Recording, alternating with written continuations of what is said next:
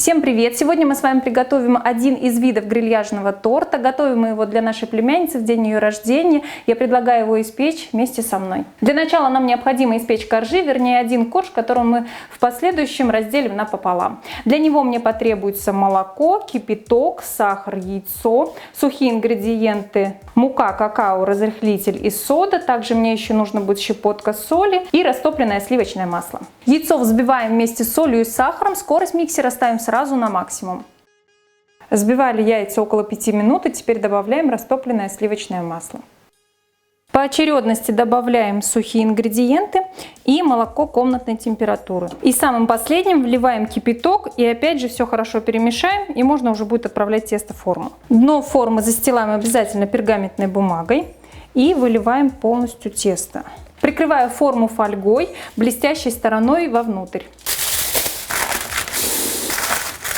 Духовку разогреваем до 180 градусов и отправляем бисквит выпекаться. И пока он будет выпекаться, мы с вами приготовим ганаш. Он у нас тоже пройдет прослойку, поэтому его необходимо сделать заранее. Для него я взяла темный шоколад, сливочное масло и молоко подогретое. Шоколад нам необходимо растопить, мы его отправляем в микроволновку. Можно это сделать и на паровой бане, как вам будет удобно. У меня в микроволновке есть режим для шоколада, но можно это сделать и на режиме разморозки. Следим за тем, чтобы не было комочков нерастопленного шоколада, и остужаем его до 35 градусов примерно. Далее добавляем мягкое сливочное масло, перемешиваем все хорошо. И еще добавляем теплого молока. Все, оставляем его в покое, никуда не убираем, пусть на столе стоит. Корж выпекался 40 минут. Все достаточно. Ориентируйтесь прежде всего на свою духовку, выпекаем до сухой зубочистки. Немного даем остыть прямо в форме, а затем уже, когда будет терпимо рукам, вытаскиваем из формы бисквит. Переворачиваем вниз головой и оставляем так до полного остывания. Пока остывает, я уже перебрала орехи, чтобы не было никаких перегородок. Нам необходимо их помыть. Если они у вас горчат, то лучше всего их промыть несколько раз, или еще лучше оставить их прямо в воде на ночь. Чистые орехи я перекладываю на бумажное полотенце, подсушиваем их немного, чтобы лишняя вода ушла вся. И поджариваем на сухой и раскаленной сковороде. Можно это сделать и в духовом шкафу, можно это сделать даже с помощью микроволновки. Мне просто удобнее на сковородке. Таким образом у нас идет термическая обработка, если вы орехи используете сразу в начинку в торт, да и подсыхают они так быстрее. Жарить орехи я сегодня буду на новой сковороде. Нам ее любезно предоставил сегодняшний спонсор. Это интернет-магазин посудотайлер.ру. Я выбрала для себя вот такую вот сковородку. Диаметр ее 26 сантиметров. Я считаю, что это самый оптимальный размер. 24 у меня есть, 28 уже, мне кажется, великовато будет. У нее утолщенное дно 4,5 мм с индукционным диском, что позволяет готовить на любых видах плит. Практически вся посуда Тайлер пригодна для мытья в посудомойке, а металлическая ручка не нагревается при использовании комфорки, не превышающей диаметра дна сковороды. Специальная фактурная обработка поверхности усиливает антипригарное покрытие и продлевает срок службы сковородки. Покупая посуду в интернет-магазине посудотайлер.ру, указав промокод «Тортодел», вы получаете хорошую скидку в 15%. Нам необходимо разогреть сковородку, накалить ее на среднем огне. На раскаленной поверхности мы жарим орехи примерно минут 7. Постоянно помешиваем, чтобы они равномерно прожарились. Убираем сразу со сковородки, чтобы они у нас быстрее остыли и не продолжали жариться на горячем металле. Дальше нам потребуются сухари, именно белые сухари.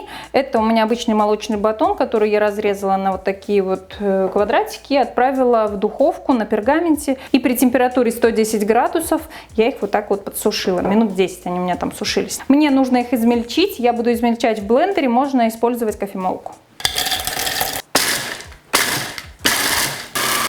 Готово. Сюда же мы отправляем уже обязательно остывшие орехи. Измельчать нужно с осторожностью, короткими импульсами, так как вы можете превратить орехи не в измельченную массу, а просто в пасту. Пока ведутся подготовительные работы, не забываем про корж, он уже остыл. Мы его заворачиваем в пищевую пленку и отправляем в холодильник, ну хотя бы часика на 2. Пришло время сделать ореховый слой.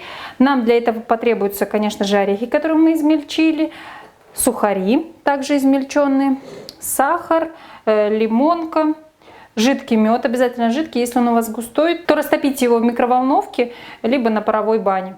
Он должен быть вот таким вот жидким. И нам еще нужны белки. В белки мы добавляем 1/3 чайной ложки лимонки и ставим взбиваться. Начинаем взбивать с самой маленькой скорости. Когда уже вы увидите большое количество пузырьков, то начинаем добавлять по 1 ложке сахара. Я забыла сказать, что в сахар я еще добавила ванильный сахар. Также постепенно увеличиваем скорость, и когда весь сахар окажется в чаше, мы взбиваем на самой большой скорости до плотных пиков. Добились плотного состояния. В этот момент весь сахар должен раствориться. Также на самой большой скорости мы тонкой струйкой вводим мед. Все, взбивала еще буквально минуту-полторы. Имейте в виду, что мед должен быть комнатной температуры. То есть, если вы его подогревали, дайте ему остыть. Затем аккуратно, лопаткой, с движениями снизу вверх мы вводим в нашу меренгу орехи и сухари. Сухари, кстати, я немного оставлю. Для формы мне нужно будет.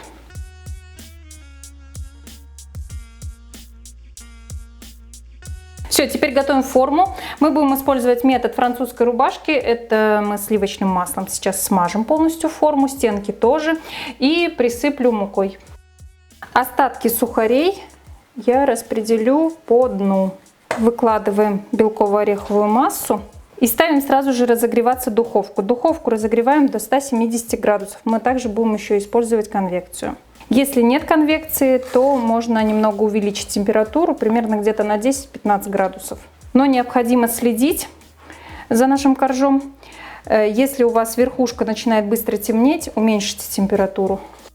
Так, все готово. У меня выпекался этот корж 1:20 при температуре 130. Включала я вентиляционный режим, и мне теперь его нужно остудить. Оставляем на решетке полностью остыть. В следующий раз буду пергаментом выстилать дно. Мне кажется, от пергамента он легче отойдет. Сама вот эта прослойка получается очень вкусная, поэтому мы сейчас дождемся, пока она остынет, и пока подготовлю все для крема. Ну и перед самой сборкой мы готовим крем-чиз. Для него мне нужны жирные сливки, сливочный сыр и сахарная пудра. Сливки обязательно берем охлажденные. Сразу в сливки добавляем сахарную пудру. И будем взбивать их, как всегда, начиная с маленькой скорости, постепенно ее увеличивая до плотного состояния. Теперь добавляем сливочный сыр, он тоже должен быть охлажденный обязательно. И соединяем со сливками его на самой маленькой скорости. Все, можно приступать к сборке торта. Корж после холодильника разрезала пополам, ганаш перенесла в кондитерский мешок. Также я еще сделала вот такую вот пропитку. Это варенка и кипяченая вода. Собирать торт я буду в кольце, мне просто так удобней. Я уже привыкла собирать в кольце. Пропитываем корж. Половина крема переносим в форму на корж. Распределяем. Второй корж тоже сразу пропитаю, чтобы пропитка прошла прям по всей высоте коржа. И теперь прям на крем наношу ганаш. Чтобы слой ганаша и первый, и второй оказались равномерные у вас, чтобы в разрезе было все красиво, лучше всего взвесить кондитерский мешок перед тем, как выдавливать из него. Теперь аккуратно разравниваю. Вообще можно было еще использовать кольцо резак. Такого же диаметра у меня просто оно одно, поэтому я этот вариант сразу отмела. И в холодильник. В кольцо резак и в холодильник. И так застывшие слои ганаша легче было бы переносить в торт. Теперь пришло время для нашего карамельно-орехового слоя. Он по вкусу очень напоминает конфеты мягкий грильяж. Аккуратно. Если образовались пустоты, тоже их заполняем. Ганаш защищает наш ореховый слой, так как у нас в состав входили в основном белки, чтобы потом это не получилось кашей одной. Мы вот сделали ганаш именно на масляной основе. Выкладываем остатки крема и второй корж. Все, сборка торта завершена. Мы его будем дарить завтра к вечеру, поэтому оформлять я его буду завтра с утра. Ночью он у меня простоит в холодильнике, как следует отстоится, пропитается. и уже можно будет его оформлять. Оформление и разрез, если мы успеем, то разрез вставим в этом видео, фото с разрезом. Если нет, то оформление и разрез будет в следующем видео. Я, как всегда, желаю вам удачи в ваших начинаниях. Всего вам самого-самого доброго.